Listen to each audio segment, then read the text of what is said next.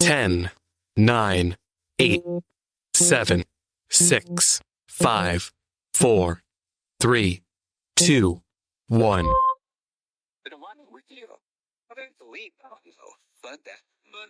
This is MackTruck, aka Professor J, aka your one nightmare. This is MackTruck, aka Professor J, aka your one nightmare.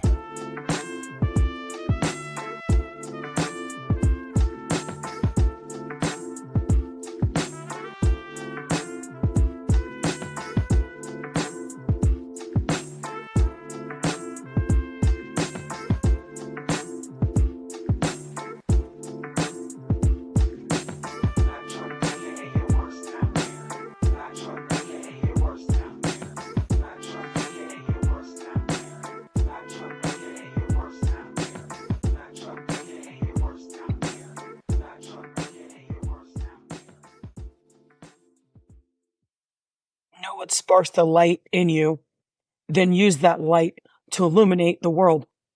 Oprah Winfrey. Good afternoon. We're back. It's Tuesday, August 27th, 2024. I am clearly your hostess with the mostest, Mackenzie Brooks, aka Thee MackTruck, aka your worst nightmare. Welcome into another edition. This is a makeup episode from yesterday. I had a little bit of a work conflict, so had to kind of move everything today. So we will have another episode for Tuesday after we're done with this one. So thank you for joining us here on Podbean, Spotify for podcasters, Spotify, and wherever else you get your audio streaming pleasure. And I also just discovered earlier before hopping on this feed here that we are actually now on YouTube. You can now find us on YouTube as far as the podcast. Just make sure you follow the link that I posted earlier on my social media. And for those of you who do not know or don't have me on some social medias, the spelling of my name is Macken, 2 Z's, IE, B, and then the letter M for the YouTube channel. And all of our audio episodes should and will be on that platform. So now we are back on YouTube, and I am absolutely ecstatic to be here with you. Got a lot to cover. I mean, we had a long weekend, but full of events. Did 2 events in 1 weekend. I'm going to talk about that event reflection. Going to talk about a political conversation that I had at my favorite spot, and I believe I covered this in short detail an episode or 2 ago, but I can't quite remember. So we're just going to touch on it again, just in terms of the importance of how, much the human race is still a thing in terms of its etiquette and politeness, I should say. So I'm excited to talk about that. Also going to talk our college football week 0 recap, specifically Florida State versus Georgia Tech. Going to get into that. Got the full stat breakdown in terms of what I thought and how I felt the game went as a whole. And just to debunk the fact that I still know my football, considering I did take Georgia Tech to win that game by 7. Only missed it by a couple points, but we'll get into that. Also going to talk WNBA recap, NFL news, and the quote-unquote suspension or 1-game suspension of Iowa football head coach Kirk Ferentz. I'm going to get into that. Also going to talk USA flag football and their veteran quarterback in Daryl Duquette in his comments in terms of NFL players being eligible or being accepted to play in the 2028 Summer Olympics when flag football makes its Olympic sporting debut outside of a professional level, because we all know the Olympics are the highest point of amateuristic competition, but you do have some professional players that are in professional leagues in the States or the surrounding countries as well. So we're going to get into that. I am excited to be here with you guys. Again, thank you for joining me so much on this beautiful Tuesday. It's been hotter than Hades out here in Des Moines. I'm talking like 100+ degree weather. And just to give you a little bit of a recap on top of what else I did with the events and such, played 4 games worth of a softball tournament this past Sunday. And when I tell you that The tournament was fire, baby. Listen, it was fire. My Des Moines Inferno got second place in the Lions Park adult co-ed rec tournament for the end of the summer session, I believe. Sometimes I get the sessions and stuff mixed up, but we took second place. Had a good team. We always have a good team. Sometimes we struggle a little bit, but the fact that we were able to roll it in and pick up the second place trophy was awesome to watch. Just how we've all grown as far as just the game of softball and how we've just grown to know each other as athletes. And I love to hear it, love to see it.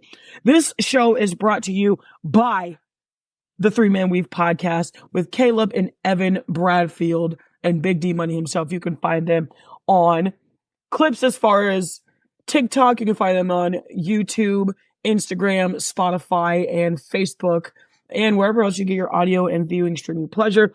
Also brought to you by Chopping It Up with P. Scott, Prescott Kelly on YouTube, Spotify, StreamYard, and Facebook Live as well. Also brought to you by CCR Webflow and Design, Camilo Rodriguez, who is the designer extraordinaire in terms of the awesome graphic art and logo that we have for the MackTruck Podcast. Go ahead and find him at ccr.webflow.io, or you can do a simple Facebook search to have your logo design, your business card design, website design, anything, you name it, he can do it. Like I said, he's the one who created the awesome graphic for our show, and we thank him very much. Also brought to you by the sounds and stylings of our theme song, brought to you by Mad Noise Entertainment and Freddie F. Morris. Make sure you're hitting them up for all of your background and theme song needs, because again, we don't have a podcast without our sponsors and affiliates. And of course, you, the fans, the listeners, supporters, and I appreciate that so much. Also brought to you by the 806 Sports Radio Show in Dallas, Texas, co-hosted by Megan Price, as well as her own podcast called The Sip Off. You can find that on StreamYard and Facebook Live every Thursday during basketball season, and that's starting to come around here, so get ready. And I know Megan does a lot more than just basketball, but she is the queen of hoops. And I don't care what none of y'all say, because most of y'all have never talked to this woman. She knows her sports. She knows her basketball, especially. Listen, everything that we're plugging here, every affiliate that we have is good quality. It may not be the quality in terms of the big times, your big engines, ESPN, CBS, Fox Sports, that type of thing. But that's the goal that we're trying to get to. So with your support and your feedback, that's how we get there. So big shout out to everybody there. Also brought to you by Truth Barber Shop, 6563 University Avenue in Clive, Iowa. The beard and barber stylings and management of Gary Duke Williams and Chris Fats Dixon, the barber, both of them barber and beard extraordinaire. So make sure you are getting your appointments booked for your haircuts and beard and hair maintenance needs. They also just ended an event, a haircut event for back to school. They did have the Truth Barbering Shop haircut event. It did go from the 19th of this month to just yesterday, the 26th. So if you missed that, they are still available to get your bookings and hair appointments in by visiting Booksy.com or a simple Facebook search, Google search for them as well. Also brought to you by the official liquor sponsor of the MackTruck Podcast. That is Patent That Whiskey, Daniel and Jen's exotic blend of whiskey aged in a wine barrel and then aged in a whiskey barrel for an exotic taste of 99 proof whiskey. And like I said, every single time we come on here, that's what we're sipping on. We never sip a lot, but we always sip on something while we're doing the podcast. And when I tell you that this is like no other whiskey you have ever had, I'm telling you right now, it's not like some of the top leading brands. While some of the top leading brands are the best, personally, and I don't care if you think I'm biased, Patent That Whiskey brand is where it's at. You need to try it. So go ahead and hit them up on Instagram at them patents. And also brought to you by In My Bag Apparel and Customs by none other than Evan Thunder Bradfield himself, a co-host of the Three Man Weave podcast that was mentioned at the top of our bill paying segment. So let's hop into the docket here. So just to give you a little bit of insight, had two events this weekend. Had the community kickoff presented by 801 or 8801 University Avenue in Clive, better known as 84 Fresh, the consignment store location for clothing and all your vintage needs, and as well as the In My Bag apparel line and customs.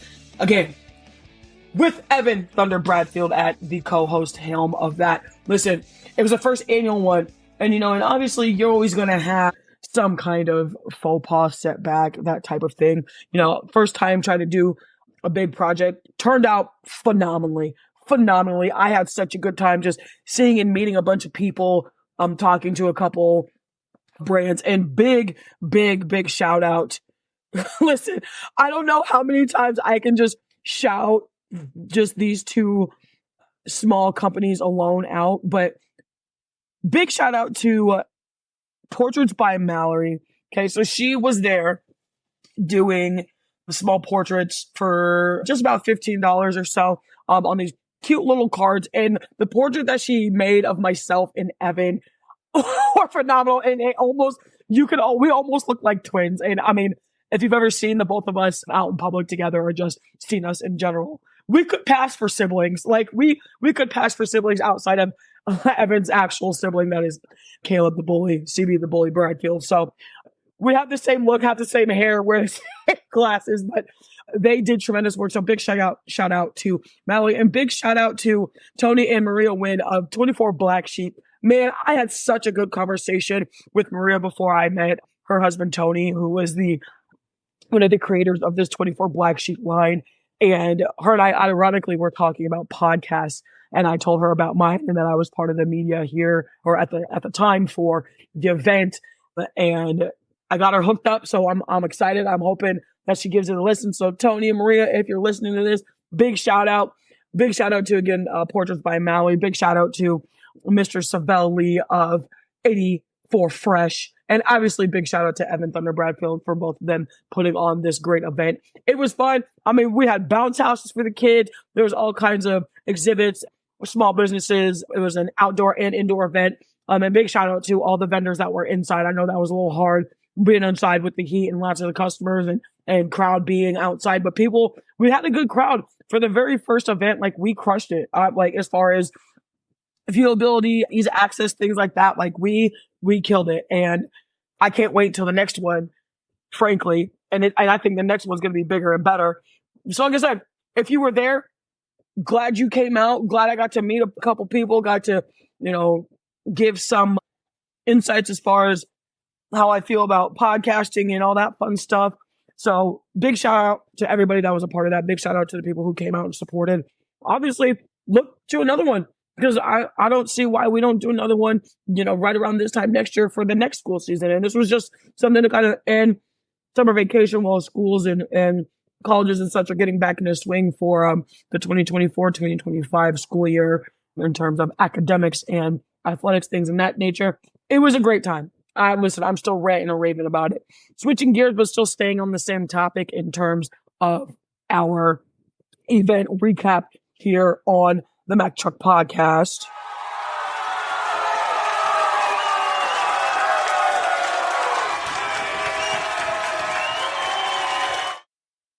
I had the pleasure of, and I've done this event for at least 6 years now. My mom, who works for one of the best specialty stores here in Des Moines in terms of food and such, in a chocolate stomp, worked the World Food and Music Festival, or better known as the World Food Prize. If you have never been to the World Food Prize here in Des Moines, or never have just been to Des Moines in general for summer events, I highly suggest you come down for this event specifically. It is 3 days of nothing but international foods, international drinks and beer, and international music just from all over the country. There was Guam, El Salvador, Italy, Germany, Ecuador, Mexico, Amsterdam. I mean, the list goes on. There was a couple stands from Laos, from the Laotian countries. All kind. Listen, I was in heaven, baby. When I tell you that I ate my body weight in individual foods just from these things called taste items. So you have your essential short menu of things that you are selling to the public in terms of like a full course meal or a full handful as far as your food. And then they have this wonderful creation called taste items. You can literally go down to the World Food Prize for these 3 days during the summer each year and bring about max $40, depending on if you're adult, if you drink, that kind of thing. But without the drinking, as far as alcohol, you can bring just about $20 to $25 and get full off of nothing but taste items. And I did that the first year, and I have now stuck to that. I've now stuck to that sequence of manicness in terms of being able to experience everything and not having to break a pocket. So if that is something that you're interested in, I highly suggest you find them on Facebook. I highly suggest you start to Google it and see if they started the process for the next World Food Prize. I absolutely love it. But before, I was working 2 different booths. I was working with my mom's booth with the Chocolattery company itself. And then I was also working for Nadine and Dad's barbecue. Unfortunately, they are no longer doing the big festivals. I do know that they do catering. A big shout out to Chocolattery Stomp. A big shout out to Nadine and Dad's barbecue.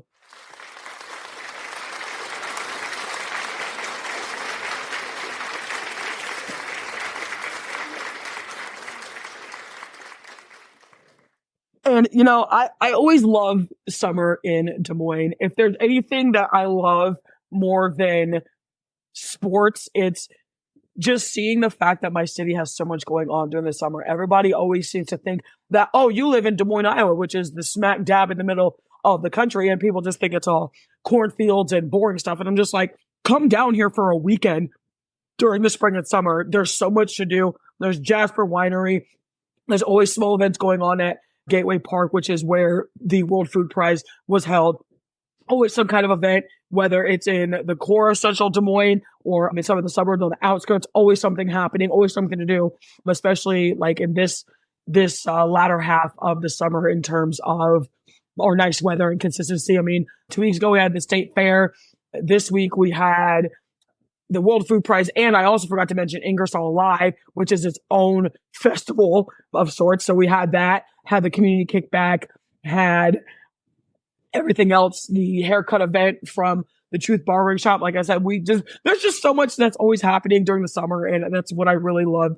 Summer and fall are 2 of my favorite times of year. And the fact that Des Moines is still thriving to this day in terms of things to do, because you're, again, never lacking on something to do. And you love to see it. There's all kinds of bars and restaurants that have craft beers, such as Miller High Life and El Bait Shop, like 2 of my favorite places to go. And I have not been to either place in a little bit. Hopefully I can get back down there soon before it starts to get more into hoodie and football weather in terms of not being able to sit outside. But if you are in the Des Moines area or plan on traveling, I highly suggest you find some of those places. Like I said, Jasper Winery, Chocolattery Stomp, El Bait Shop, and Miller High Life. And for those of you who don't quite know, Miller High Life and El Bait Shop share a space, but it's 2 different entities. Some of the best craft beers, some of the best just dive bar food, like, on the planet. And I don't care if you think I'm biased. I've been to some of the best dive bars. I feel like Guy Fieri doing the traveling and the diners, drive-ins and dives show. Like, I feel like that just locally and more or less in the Midwest. So make sure you're checking those out. Make sure you're giving them likes, follows, shares. Make sure you're subscribing. Also, again, make sure you're subscribing and supporting all the entities that I've mentioned on top of whatever else you're doing. Because like I said, that's how we grow. That's how we get into it. But we're going to hop in to the next topic here on the MackTruck Podcast. Again, brought to you by the 3-Man Weave Podcast, the Sip Off with Megan Price, Chopping It Up with P. Scott, Truth Barbering Shop, In My Bag Apparel and Customs by Evan Bradfield, Camilo Rodriguez and CCR Webphone Design, Freddie F. Morris, and Mad Noise Entertainment, as well as Patent That Whiskey with Daniel and Jen Patton, the creators of Patent That Whiskey blend as it currently stands. And I love to do these. I just really love the time and space that I'm in terms of the podcast and the show. We're constantly growing, constantly getting calls, getting emails. In fact, I think the past couple days, even over the weekend, I've answered about 40 emails just regarding small businesses and people wanting to kind of hop on the train as far as becoming partners or showing any kind of support. So if you are one of those people who just wants to show support or wants to become a small business, please feel free to email the podcast at MackTruckSports75@gmail.com. You can also find us on X at MackTruckSports. Find us on Instagram at Thee MackTruck64 for my personal Instagram. And we also just created a Instagram page for the podcast and show itself. And that's literally at Thee MackTruck Pod. And when you type it in, you should type it in just like you do when you search it on search engines, YouTube, or YouTube as well, and the podcast engines as far as, Spotify, things like that. So again, Instagram is now up. We're also up on YouTube, like I said at the top of the show, and I, for the longest, didn't realize that the audio videos were on YouTube, and that makes me so pumped, because I literally have been trying to figure out why nothing has been showing, but through Podbean, and big shout out to Podbean, because Podbean is just out here. Okay, I mess with Podbean heavily, and I'm kind of kicking myself in the behind as to why I couldn't figure out how to use it before, but I guess I just wasn't ready for that, Sometimes it just happens. But I'm glad that I'm in this time and space with y'all. I'm just speaking about the realm of sports, entertainment, and just randomness that comes from me. So we're going to move in to the next topic here. That is the suspension of head coach for the University of Iowa Hawkeyes football team, Kirk Ferentz, and wide receivers coach John Budmeyer. Both of them will be missing the game this week, game one, week one of the NCAA college football season. That is 2024-2025. And just to give you a little bit more detail, the NCAA officially had not given them a game suspension. They had announced that the suspension was a potential thing by the time these notes were written and things of that had come out. Now, Kirk Ferentz, who is really the second tenured coach in terms of length and longevity at the University of Iowa. First was Hayden Fry as far as the modern era. Hayden Fry, and then Kirk Ferentz in 1999 when he took over after Hayden Fry retired. Kirk Ferentz is the longest tenured college coach currently to date. As I'm speaking to you on this show and broadcast and podcast and time and space continuum, Kirk Ferentz is the longest running college football coach as we speak. And he has a lot of respect from his fellow cohorts as far as current coaches, former players, current players. Like, Kirk Ferentz is one of the most respected humans on planet Earth. So with this small blemish on his record in terms of being suspended for one game with Coach Budmeyer, the details are such.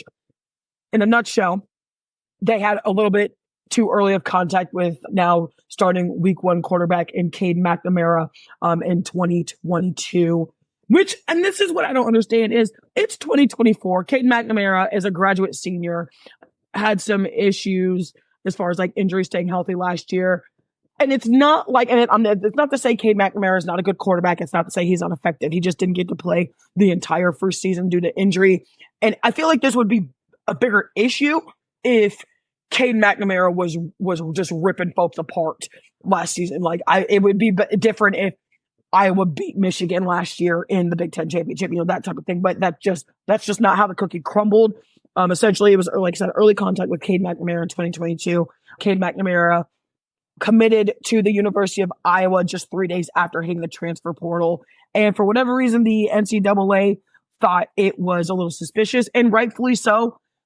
But 3 days compared to like something that could have happened 3 hours. If it were 3 hours, okay, I could see that. Like, yeah, y'all definitely had early contact, like super early contact with him, but it was 72 hours after he hit the transfer portal. So I don't really think that's a too big a deal. Like I said, Coach Ferentz and Coach Budmeyer are missing week one, which is versus Illinois State at Kinnick Stadium. And it would be different, or I feel like it would be a bigger deal if they were missing the Cyhawk game, which happens next weekend. If it were a conference game, if it were a bigger caliber game in terms of playoff implications, conference seedings, things like that. But it's Illinois State, and there's nothing wrong with Illinois State. I have no problem with Illinois State. The last time we played them, they gave us a good game. We did end up with a win. The fact of the matter is this game, I'm not as much as it matters, because it does. It's the first week of college football officially. You want to, come out with a win on top. Kirk Ferentz missing his first, having his very first violation, very first slap on the wrist in terms of punishment from the NCAA. I'm not super worried about it, and I've talked to a lot of my fellow fan bases. I don't think they're seem to be worried about it. Everything that I've heard across the board in terms of the local sports stations here, sports personalities, reporters, things like that, nobody seems to be overly upset that Kirk Ferentz is missing the first game versus Illinois State this coming Saturday. And for those of you who don't know, 99% of NCAA athletic schools, or schools that have athletics that are under the NCAA Power 5 umbrella, is automatically a self-reporting school. So they have to self-report who they're trying to recruit, where they're trying to recruit them from, when they started the recruiting process, or transfer portal, such as that thing. So Kirk Ferentz, because he is the stand-up individual and coach that he sets out to be, self-reported this to the University of Iowa and Beth Getz, who is now the athletic director for the University of Iowa athletic department.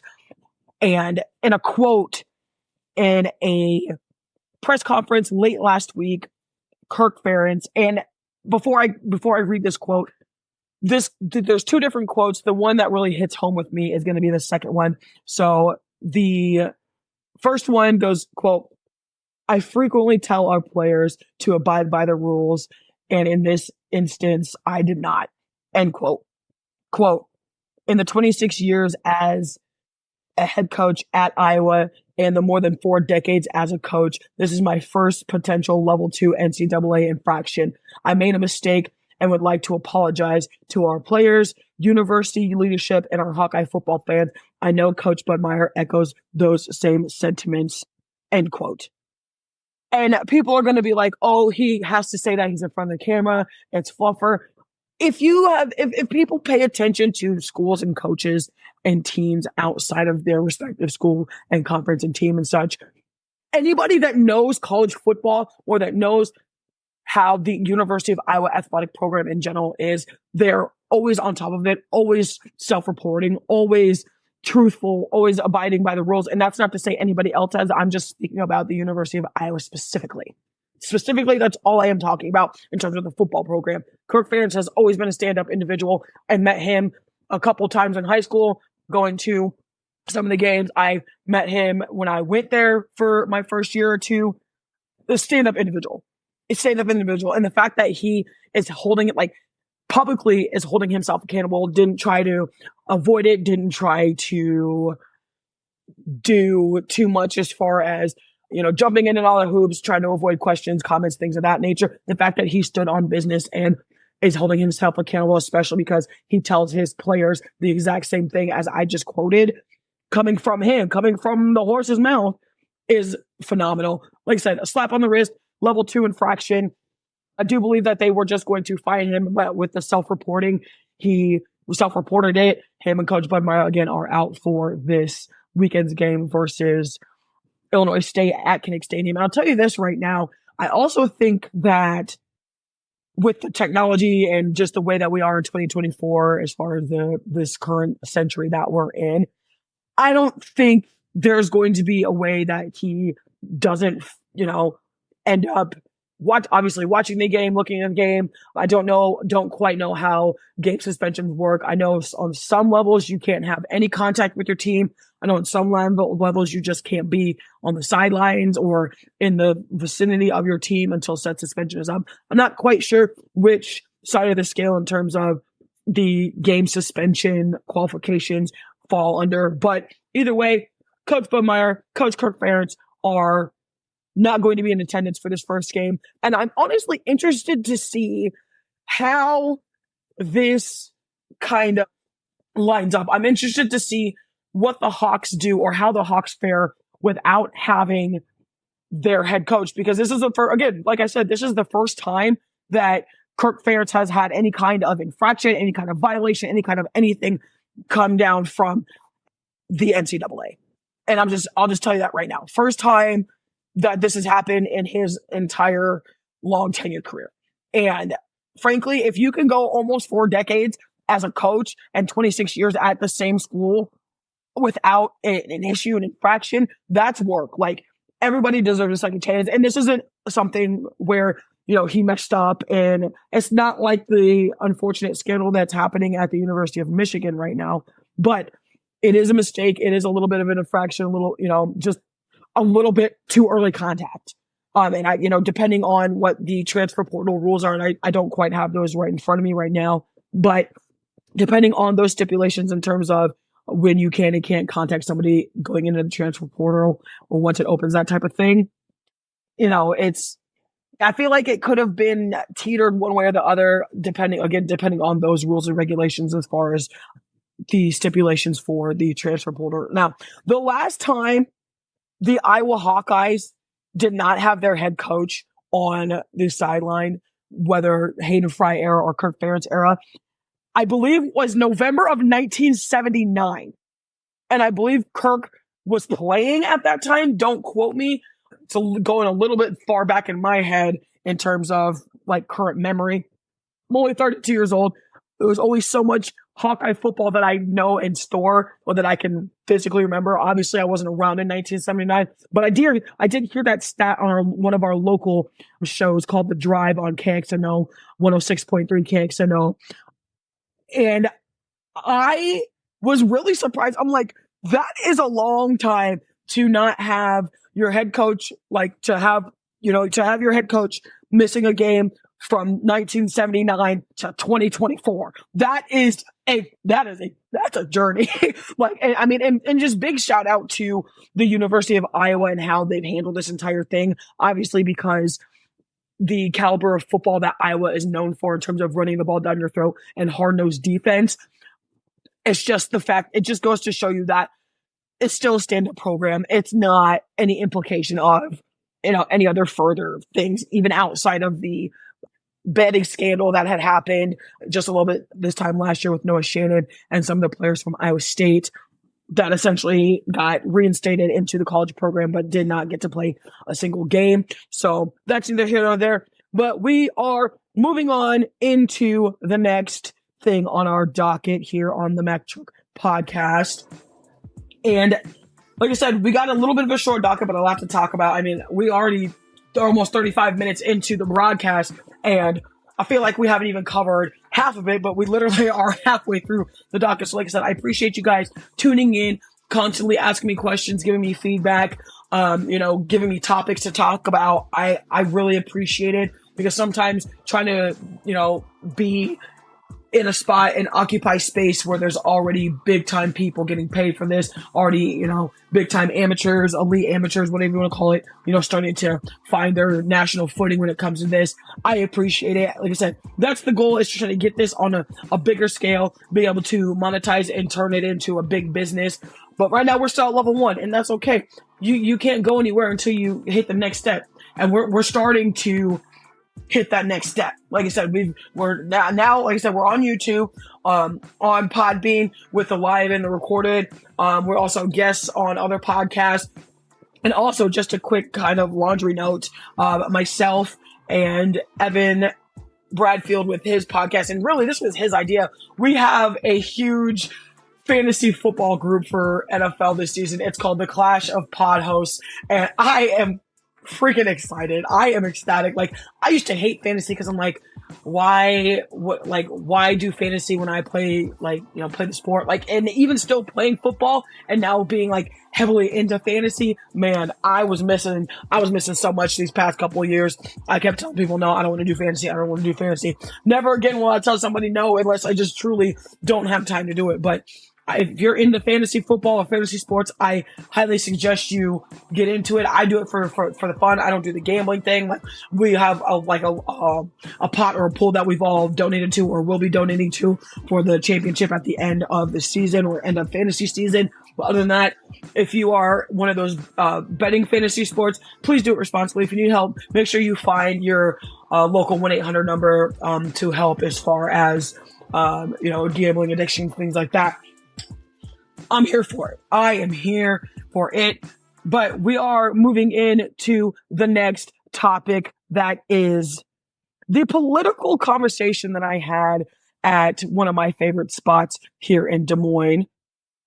So for those of you who know me, again, like I said, I love sports. I love to debate. I used to love to troll. I don't really do it a lot anymore, but there's a reason I also used to have 3 different Facebook pages, because I was in Facebook jail, just pressing people's standards and pressing buttons, but that's neither here nor there.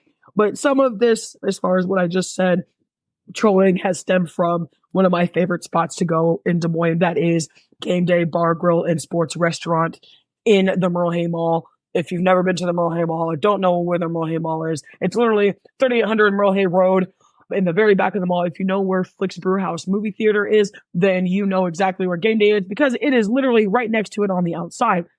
Now, I've had a lot of different experiences at Game Day, whether good, bad, or in between.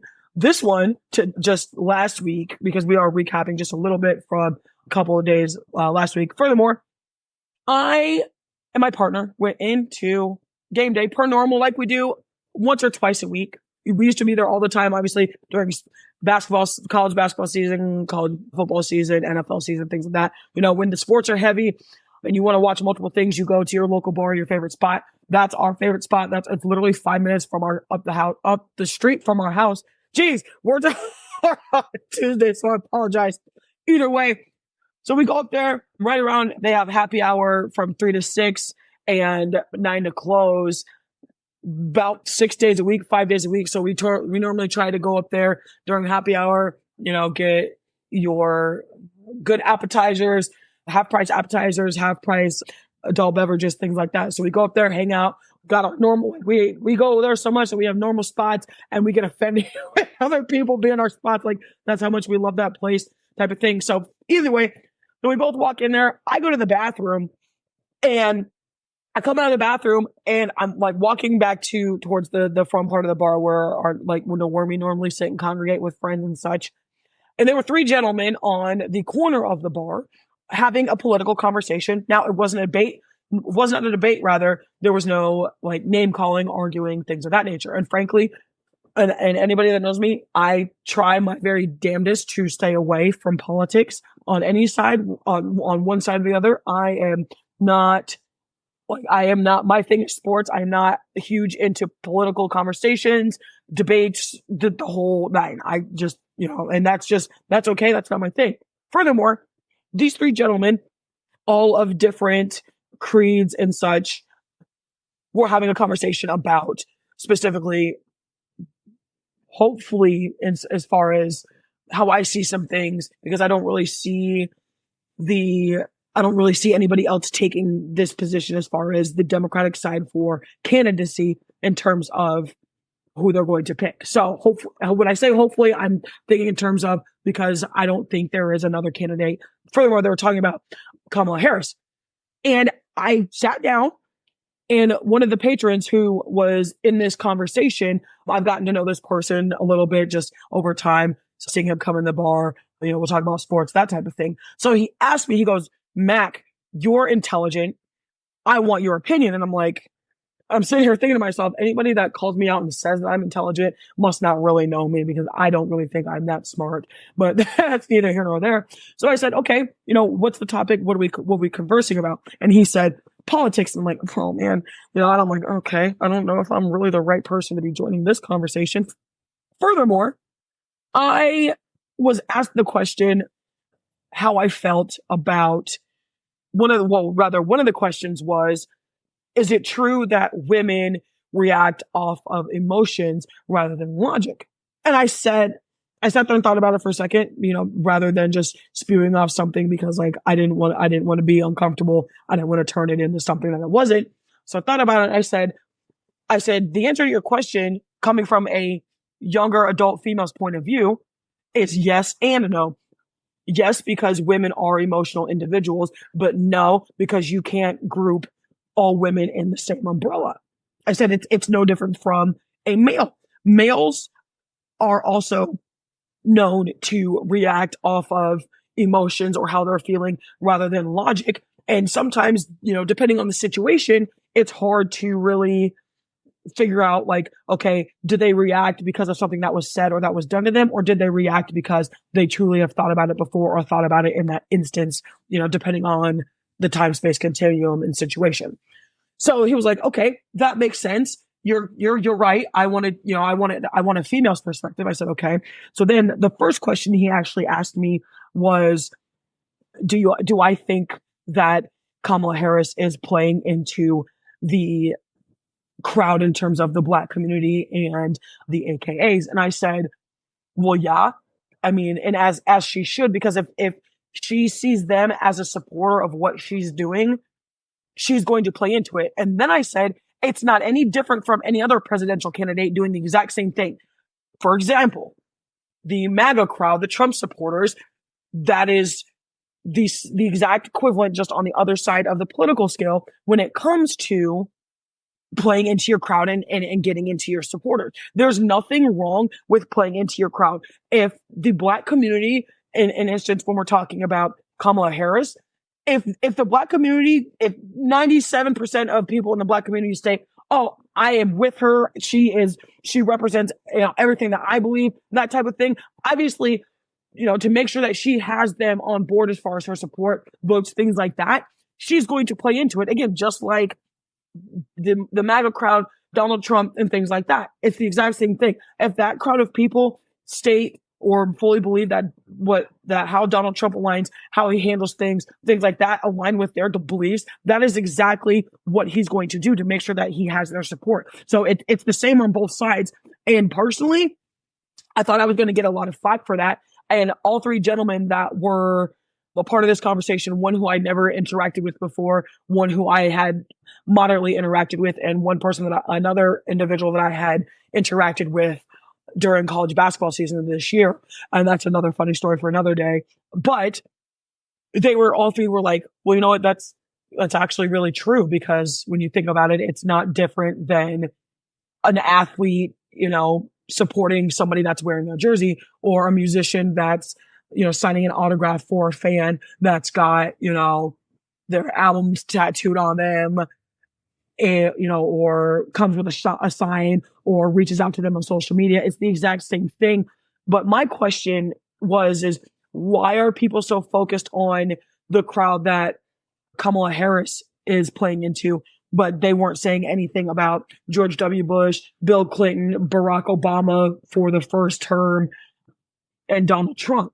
Like, why is it so focused on, okay, well, she's playing into this crowd, and let's, if we're going to, talk about that, let's make sure we have all the facts straight, because people, and I'm not going to say can't, because people are going to do what they want when they want, and they're going to align with their ideas and how they think and such.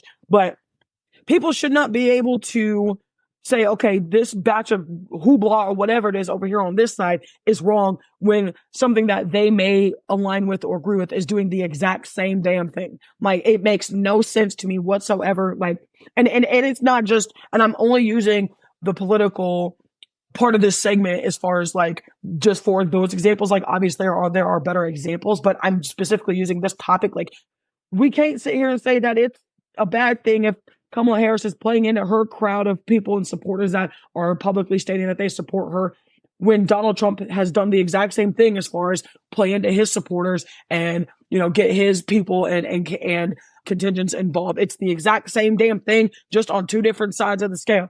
So I don't want to hear anybody try to come after me. Like, and if we're going to just get into it for a little bit longer as far as trying to finish out this topic on the podcast here, I am an independent. I have always been an independent. I have always been in the middle. I think there are some things that the Democratic Party do really well and that I align with. There are a lot of things with the Republican Party that I think do really well and that I align with as well. But I can't say that I am more one side or the other.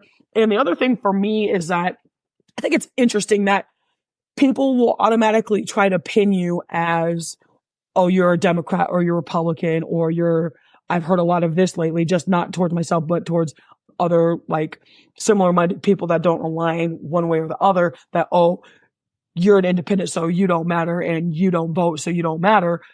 And let's not do all that extra stuff, sis. Like, you think how you want to think, and that's great. And you align how you want to align, and that's great. If somebody doesn't see things the way you see them or doesn't align with how you align, don't try to push that on them, whether you're on the Republican side, whether you're on the Democratic side. If you are strongly one way or strongly the other way, and somebody doesn't agree with you, that don't mean call them names. That don't mean get in their grill. That don't mean tell them, oh, they're stupid because of this, that, and the third.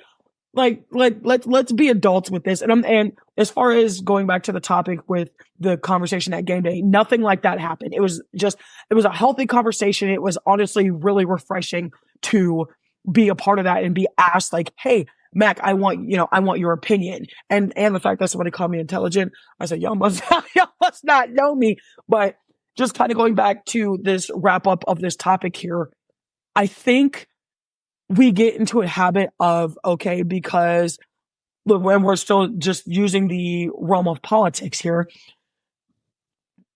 if you are heavily aligned on one side or the other because we have differences and don't like what the other side is doing, while we're looking, while we're on our sides of the fence and we're looking, oh, well, because I'm over here, I don't like what you're doing. You're outspoken, loudmouth, whatever it is. So because you have somebody in your life like that that's outspoken or loud or whatever the case is, people automatically pin them to be super left-sided. And the same thing happens on the right. Like, oh, because you live in a nice neighborhood, or you think that everybody needs to, pitch in for taxes and, whatever the case is, like, because you have somebody in your life that aligns that way, it's automatically, oh, you're stuck up. Oh, you're snooty. Oh, you're racist. Whatever it is, like, we got to get out of this habit of just because people exemplate traits, that you think align with the opposition. You got to stop trying to pin those political parties on people. Some people just don't like politics. Some people are literally just outspoken, i.e. me. This is why I also have a podcast, because I'm very outspoken. And it's also a channel for me to be like, okay, well, this is how I feel about something. Let me get a guest on, to speak about it or have a conversation with, or just come on here on a live feed as I am now and, explain it and get my thoughts out there, rather than just being like, oh, well, you're white and you were stuck up and you are wearing an American flag hat, so you must be racist. Or you're black and you're loudmouthed and you just have no sense of direction, so you must be a Democrat. Like, no, we have to get out of this habit of trying to pin political parties on people that we don't even really know. And just to close out this segment as far as the political topic, I always try to say or let people know that, like, having a 5-minute conversation with somebody that does not look like you, does not come from the same place, does not speak like you, will literally change your mind. I have lived by this for I don't know how long, at least a decade or more, at least being coming from the 2 different colleges I did, and then reworking some personal situations I've had. Keeping that open mindset for me personally has helped me grow, and that is something I will always tell people. So again, have a 5-minute conversation with somebody who does not look like you, speak like you, does not come from the same place. It literally would change your mind. If more people would have conversations like that and put their own personal biases or whatever aside, I promise this world would be a much better place outside of the sporting politics and the normal politics and the accusations of racism and the accusations of unintelligence because of how you look on the outside or your gender. Like, have a 5-minute conversation with somebody that does not look like you, speak like you, not from the same place. And I'm gonna leave it at that in terms of that topic. Now, moving into one of the final topics here on the MackTruck Podcast. Again, if you're listening to us, thank you so much for coming in. We love to see it. I love to see, again, the feedback, the numbers, as I'm looking out here talking to y'all right now on this time-space continuum. Again, I am your hostess with the mostest, Mackenzie Brooks, aka Thee MackTruck, aka your worst nightmare, as the theme song says confidently. I just love sports. I mean, getting out of the political topic, like, I just love sports, especially football. And again, if you don't follow us, you really should. Again, Spotify, iHeartRadio, Pandora, YouTube now, Instagram now. Like, we're pretty much everywhere you can find things with the click, at the clicks and tips of your fingers. Furthermore, again, this broadcast is brought to you by you, the people, the listeners, the supporters. In My Bag Apparel and Customs with Evan Bradfield, Chopping It Up with P. Scott, Prescott Kelly, The Sip Off with Megan Price, as well as the 806 Sports Radio Show, The Truth Barbering Shop with Duke Williams and Fats Dixon the Barber. Also brought to you by Mad Noise Entertainment with Freddie F. Morris at the helms of our theme music. Camilo Rodriguez with CCR Webful and Design for the logo and graphic arts of the show itself, as well as Patton That Whiskey, the official liqueur and business partner sponsor of the MackTruck Podcast. Daniel and Jen Patton at Them Pattons on Instagram. We're going to move along here back into the realm of college football, and I am so glad that college football is back. I don't give a damn if it was week 0. I don't care how you consider it. This whole week 0 thing I think is weird. I think they just need to call it week 1 and then week 1.5, like as far as the next week. But that's just me. We had a game this weekend, folks. We had a good game this weekend. Week 0 in Dublin, Ireland for the Aer Lingus College Classic. Florida State Seminoles versus the Georgia Tech Yellow Jackets. And I'm gonna tell you this right now. Listen, and anybody that knows me, I 99% of the time outside of my Iowa Hawkeyes and the team that I've adopted in Iowa State, that was my father's team before he passed away, I will always pick the underdog. 99% of the time, I will always pick the underdog, mainly because, like with my story and my bringing up, I personally have always been seen as the underdog. I've always been seen as the unlikely factor, whether it's sports, whether it's life, whether it's knitting a sweater for my granny. Okay. I have always been seen as the underdog, and I can personally give myself a shout out. I've done wonderfully. Like, I have literally done a good job. The grind, just the constant moving and trying to figure things out, maneuvering through things like, and I'm literally, you know what? I don't even care. I'm going to give myself a clap.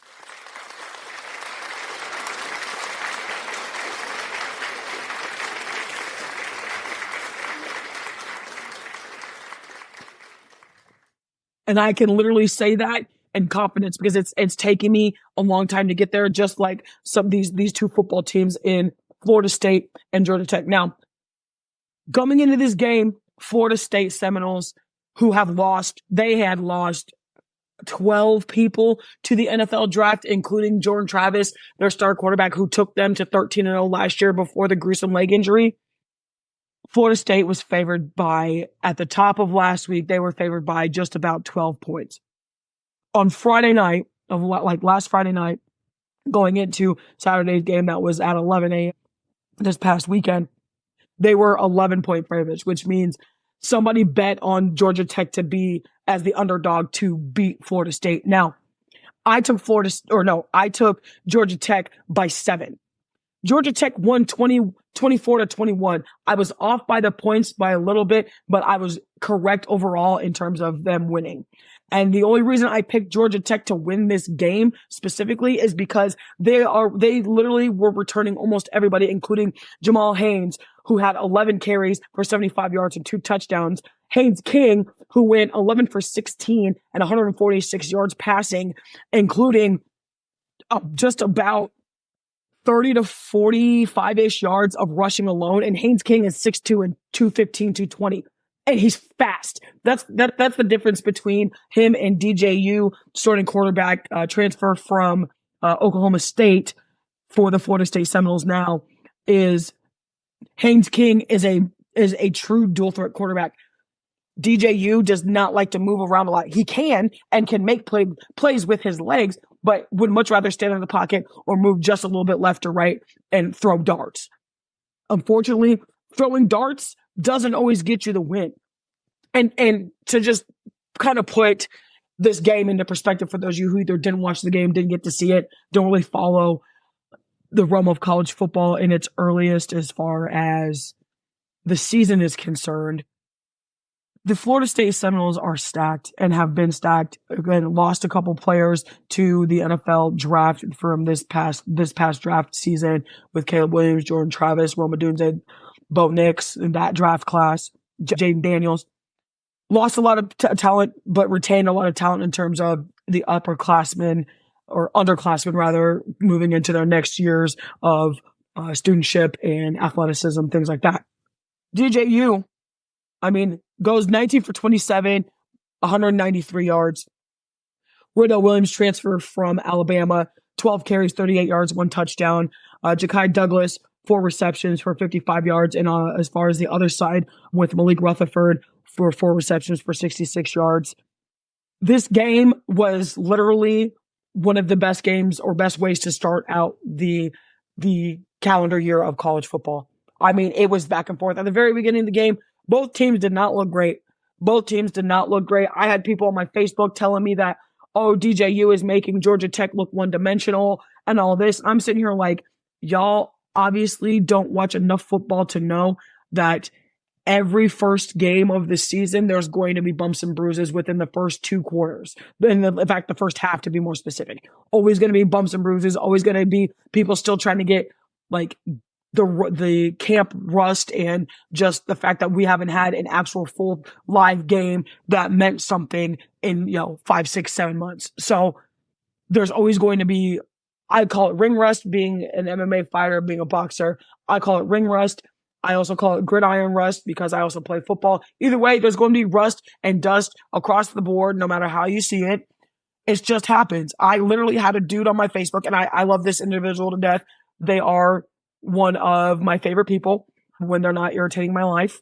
But they literally tried to tell me that Georgia Tech was going to be one-dimensional. I said, you don't watch a lot of football outside of Notre Dame, and you don't watch a lot of football outside of Iowa. That's how I know that you don't know this matchup to a T. And I'm not saying I knew it to a T, but I knew it better than him because I've followed both these teams before. And we're going to get into my college watch list as far as college football teams for this season here in just a minute. But he literally posted a comment on my status about this game, taking Georgia Tech by 7. He goes, oh, well, it's 8-0 already. And about 2.5 minutes later, Haynes King throws a dart over the top for a Georgia Tech touchdown.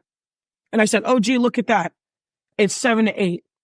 But you want to tell me that they're one-dimensional so far. And at that point, it was literally still the first quarter. That's neither here nor there. Fact of the matter is, I was correct with my prediction as far as who was going to win overall. I'm kind of salty that I was off by points, but I much rather take the overall than points sometimes. Like I said, I don't bet money on sports I play, things like that, but I'll always take the underdog, and the Georgia Tech Yellow Jackets did the damn thing and got the job done. Now, with more of this game news, Ryan Fitzgerald for the Florida State Seminoles hit 2 career longs, and I believe he is a freshman.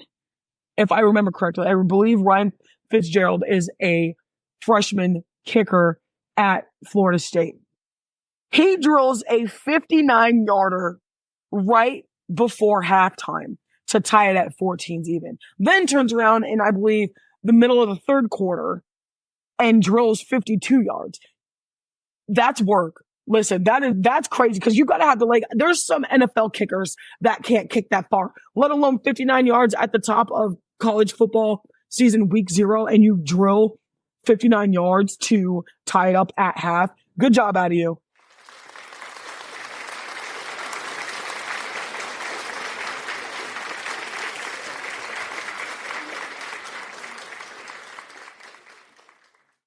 Listen, like I said, that's some talent that you got to have. Like that is that is pure talent, and that's just hard work and grind. And like I said, if you didn't get to watch the game, I highly suggest you try to find some clips, find a little bit of time to watch it if you missed it, if you wanted to see it. It was a good game. I'm glad I got to see it in action. It was, listen, we was good to go. I was for it. But moving into one of the final topics here on the MackTruck Podcast, just about 3:30 in the afternoon. So we'll be going for just over an hour, which is honestly surprising to me because I didn't think that I think we was going to have that much to talk about as far as the docket, but, you see we're here, so let's do it. Like I said, again, brought to you by everybody that I've plugged already and you, the listeners. But for those of you who forgot, again, Patent That Whiskey, In My Bag Apparel and Customs with Evan Bradfield, the 3-Man Weave podcast with Evan and Caleb Bradfield and Big D Money himself, chopping it up with P. Scott Prescott Kelly. The 806 Sports Radio Show and the Sip Off, both co-hosted and hosted by Megan Price. Mad Noise Entertainment with Freddie F. Morris, CCR, Webflow, and Design by Camilo Rodriguez. And the Truth Barbering Shop with Gary Duke Williams and Chris Fats Dixon, both barber and beard extraordinaires. And we got to pay the bills. So, that's what we're doing. We're paying bills.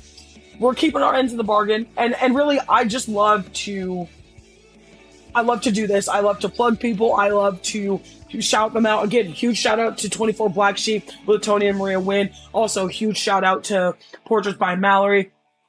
I will be posting that portrait that Mallory made of me from the event this weekend on the Instagram page for the podcast. It was, listen, like I said, the event was phenomenal. The vibes were there. Me and Evan and Savell of 84 Fresh. Listen, it was vibes. Like, you missed vibes. It was it was wonderful. But still speaking in terms of our events before we move into one of our final topics here on the MackTruck Podcast today, on Tuesday, August 27th, 2024.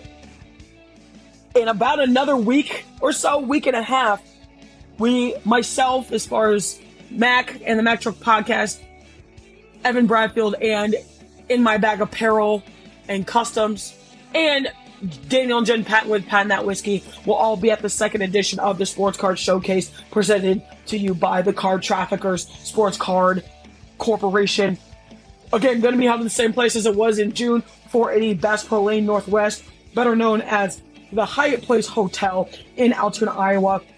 And the Sports Card Showcase, the Card Traffickers, myself with the MackTruck Podcast, the In My Bag Apparel and Customs line with Evan Bradfield, and the Patent That Whiskey Squad with Daniel and Jen Patton are literally having such a good time with this. This is just such a blessing and honor to be asked to, come back to do an event that we did a couple months ago at the top of the summer.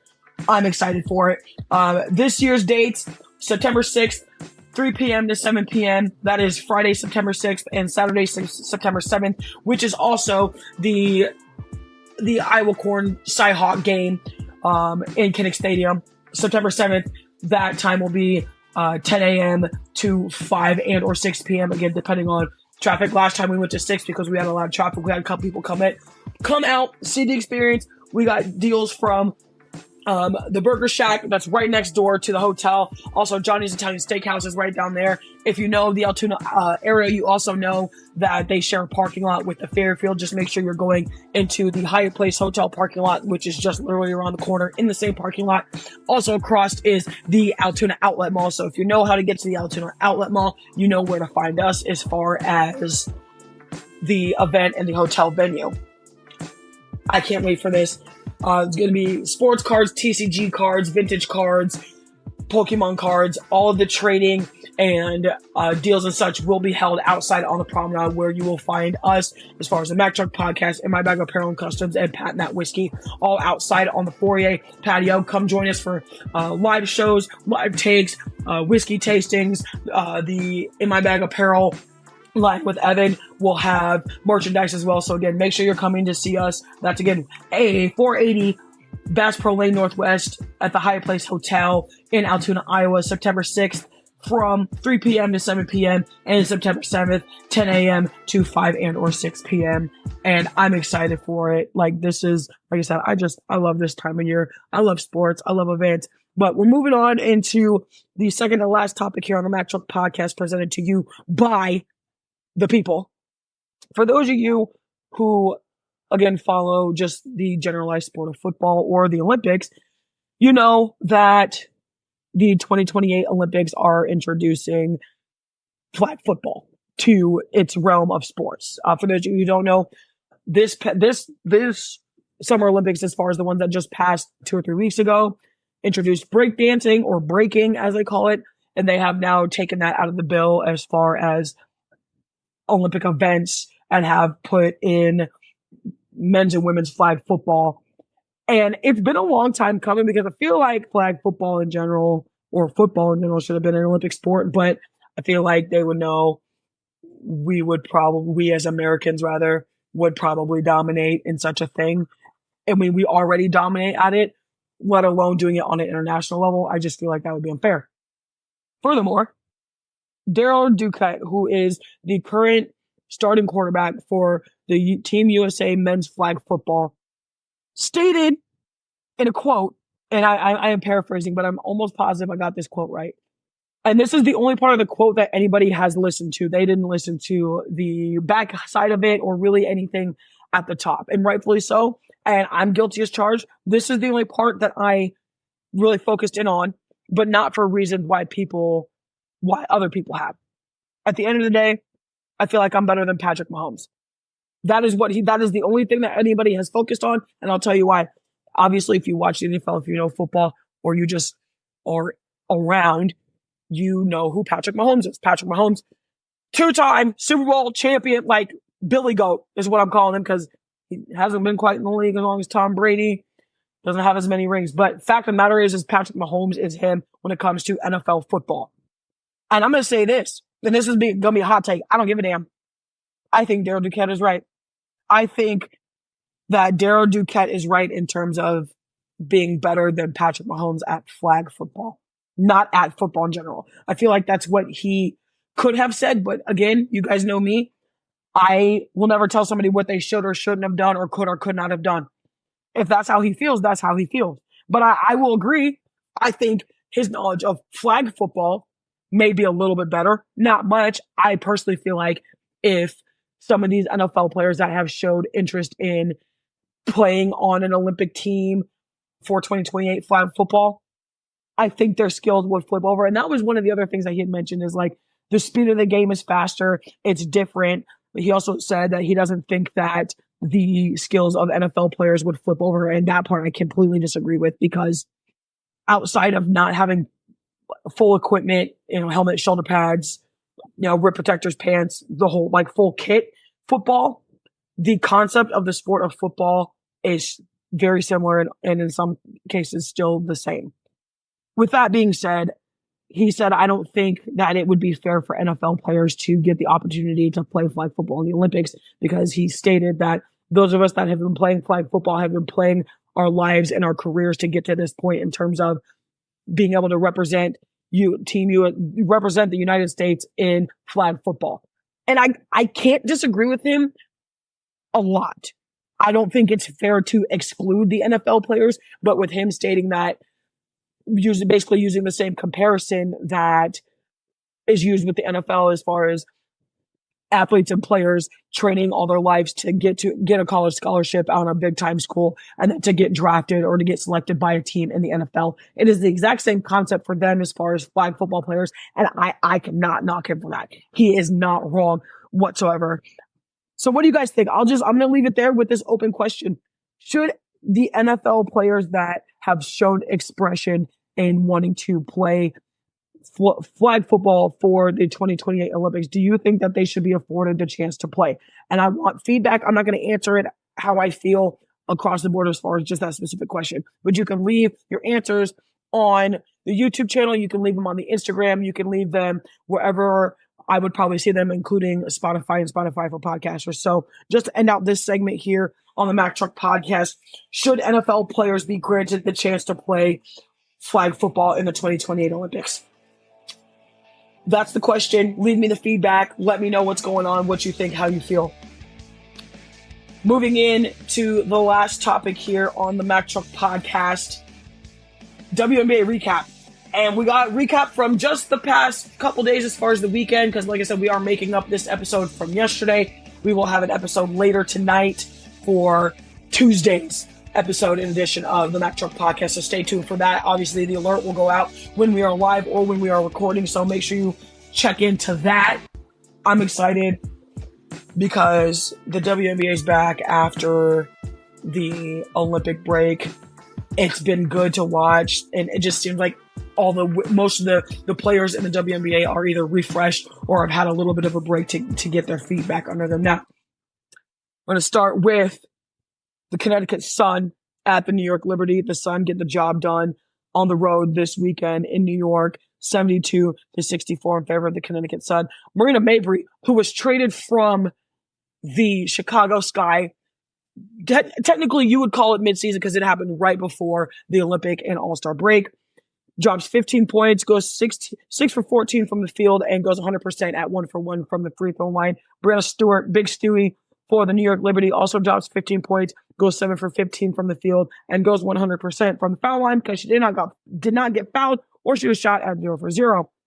Pretty much identical stats as far as your points and field goal is concerned. Moving into our rebound stat line for this game, DeWanna Bonner, 12 rebounds total, 12 defensive rebounds, no O boards. Brianna Stewart again filling out this backside of the rebound column when it comes to stats. 15 rebounds, 14 D board, 1 O board.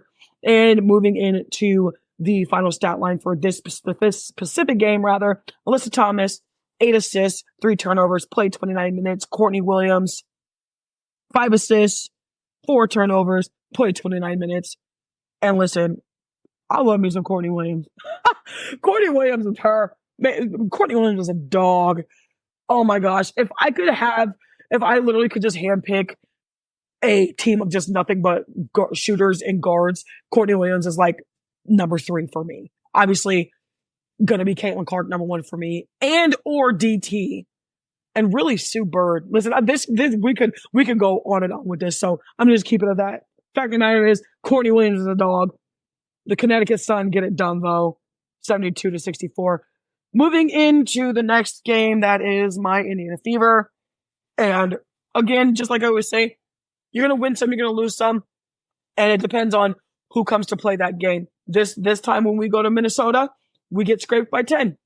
Indiana Fever lose on the road, 80-90, on the night that one of the legends of WNBA in Maya Moore has her jersey retired alongside of her fellow cohorts in Sylvia Fowles, Lindsay Whalen, and Simone Augustus. And I watched the game and saw the jersey hanging ceremony, and to see her with all her squad in the middle of the court and then picking her up and then her going, "Oh, I have a cramp," just made me laugh because she was probably thinking at that point, "Oh, I'm so old. I'm glad I retired." Like, Maya Moore is also one of the reasons why I still to this day watch the WNBA. I mean, I've been watching the WNBA since its existence in 96 as I was 4 years old. Listen, crazy. But getting back to the stats here for this game, Caitlin Clark, 23 points, goes 8 for 18 from the field, and goes 100% from the free throw line at 4 for 4. Nafisa Collier, Big Fee, who I love to watch, and she's just such a dominant force. And I can't even get mad when she just drilling blocks and just picking the hell out of people. I'm like, man, I can't even be mad because she's so damn good at it. She's going to go in the Hall of Fame at some point. If she doesn't, y'all crazy. Fact of the matter is, Fee hits 31 points, 12 for 18 from the field, and 6 for 11 from the free throw, which is really off for her, but that game was intense. It was physical. Moving into the rebound stat line for this game, Leah Boston for the Indiana Fever, 15 rebounds, 8 D boards, and 7 O boards. Again, Nafisa Collier rounding out this rebound stat line on the backside, 5 rebounds, 3 D boards, 2 O boards, and rounding out this game recap of the WNBA for this game, Caitlin Clark, 8 assists, 7 turnovers, played 38 minutes. Courtney Williams, 6 assists, 3 turnovers, 28 minutes. And like I said, to be honest, Courtney Williams is a dog. Gets traded in the middle of basically the second half of the WNBA season, going from the Liberty to the Minnesota Lynx. And I think I like Courtney Williams on the Lynx more. She adds that tenacity in the front court that they've been looking for, with Fee being out with plantar fasciitis those couple games before the Olympic break, and rightfully so, because she was on Team USA, was a part of that 61 win and 8 gold medal straight team that was just playing in Paris for that gold medal. just like I said, the WNBA is at an all-time high outside of whatever you think or how you think it got there. Fact of the matter is, WNBA is still here. It's still a thing. Moving into Sunday's game recap, the Aces grab a tough one in Chicago and win by 2 points, 77-75 over the Chicago Sky. The greatest player in the world, that is A'ja Wilson, 20 points, 8 for 28 from the field and goes 90% at 4 for 5 from the free throw line. Kennedy Carter, who is also a freaking dog. Like a dog. Like, listen, I used to just like not be the biggest fan. I'm like, you doing too much. But nah, that's her passion. She plays a lot like T. Witherspoon did. A dog. Listen, you got a dog coaching dogs? Yeah, no. Okay. Teaspoon is a dog. Nafisa Collier is a dog. And Kennedy Carter, also a dog. Kennedy Carter, 25 points, 9 for 20 from the field, and also goes 90% at 4 for 5 from the free throw line. As far as rebounds are concerned, A'ja Wilson, 18 rebounds, 12 D-boards, 6 O-boards. Angel Reese, I'm still telling you at this point, the rookie of the year is literally neck and neck still. I think it's still tied. They should be co-rookies of the year. That's how good Angel Reese is playing. And for those of you biased fools out there on one side or the other who can't seem to get your blinders off and see that the types of basketball both Caitlin Clark and Angel Reese play are literally two different positions, but you can't see the accomplishments that they have done on both sides, y'all are crazy. Fact of the matter is, Angel Reese, 22 rebounds, 12 D-boards, 10 O-boards. And to round out this game recap as far as the WNBA, the point guard, Chelsea Gray, 7 assists, no turnovers at all, played 29 minutes. Lindsay Allen, 5 assists, 3 turnovers, played 34 minutes for the Chicago Sky on Sunday in the loss to the Las Vegas Aces. And to round out the weekend recap of the WNBA as it stands, the Dallas Wings get one, and I'm glad. Because I love me some Enrique Agumbawale. Man, I could do an entire show on Reek. Listen, from Notre Dame to now, I could do it. Furthermore, they grab one on the road in LA versus the Los Angeles Sparks, 113-110. Odyssey Sims, who joins the LA Sparks, and again, needed that tenacity in the shooting court with the LA Sparks and Rakia Jackson. Odyssey Sims, 26 points, 8 for 11 from the field, and 9 for 11 for 85% from the free throw lane. Enrique Agumbawale, 33 points, 10 for 21 from the field, and 100% at 9 for 9 from the free throw line. And in the stat column we go here. Again, Odyssey Sims, 3 boards, 3 D-boards total, no O-boards. Tara McCallum, 11 rebounds, 4 D-boards, 7 O-boards. And to round out this WNBA recap here on the MackTruck Podcast on Tuesday, August 27, 2024. Odyssey Sims, 10 assists, 2 turnovers, played 31 minutes, and JC Shelton, 8 assists, 1 turnover, played 23 minutes. Listen, we at 80 minutes now on this feed, and I'm for it. So if you're gonna listen to the playback, better grab some popcorn and drink, because it's good stuff. It's good stuff today, baby. I'm for it. And just to round out the topic and docket here, just a little bit of NFL news. Starting out with some smaller news, and then the big news that dropped yesterday. The Jacksonville Jaguars release former Iowa cornerback C.J. Beathard. And I'm kind of upset, but C.J. Beathard has literally had a long-lasting career in the NFL. Started out with the Niners, then got moved around a little bit, then ended up to the Jacksonville Jaguars, where he's been for the past couple of years. And I think he's a great backup. I think he adds veteranship to the quarterback room wherever he ends up. Cardinals released Desmond Ridder, which is interesting. He gets drafted to the Falcons, then doesn't have a great couple seasons with his first couple seasons with the Falcons. Falcons get the $1 million man, that is Kirk Cousins, and then draft Michael Penix Jr., which would essentially send him into quarterback 3 or 4 as far as that position, but gets sent to the Cards, and they released him just today. The Denver Broncos name Bo Nix as their starting quarterback week 1.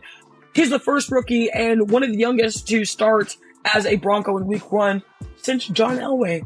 for those of you who don't know or didn't remember, John Elway was a rookie when he started for the Denver Broncos. Furthermore, the Washington Commanders named Jaden Daniels the Heisman Trophy winner, their Week 1 quarterback as well. And to round out the MackTruck Podcast here for this makeup episode from Monday, the 26th, my guy, CeeDee Lamb, number 88, finally gets the contract that he was looking for. 4-year extension, $136 million, which now makes him the second highest paid wide receiver in the NFL currently, with just being behind Justin Jefferson. So I appreciate y'all coming on for this very first one. I'm here for it. You're here for it. We're all here for it. Lots of good content today. Like I said, make sure you are checking out all of our affiliates. Patent That Whiskey, Truth Barbering Shop, Megan Price with 806 Sports Radio and the Sip Off, Camilo Rodriguez for the graphics and such, In My Bag Apparel and Customs with Evan Bradfield, as well as the 3-Man Weave podcast with Evan and Caleb Bradfield and Big D Money himself, as well as Chopping It Up with P. Scott Prescott Kelly. And again, myself, Mackenzie Brooks, aka the MackTruck, aka Your Worst Nightmare, as the theme song says. In the illustrious words of Ellen DeGeneres, be kind to one another. And in the illustrious words of my mentor, one of my many mentors, the great Yinza himself, Pat McAfee, be a friend, tell a friend something nice. It may change their life. Goodbye!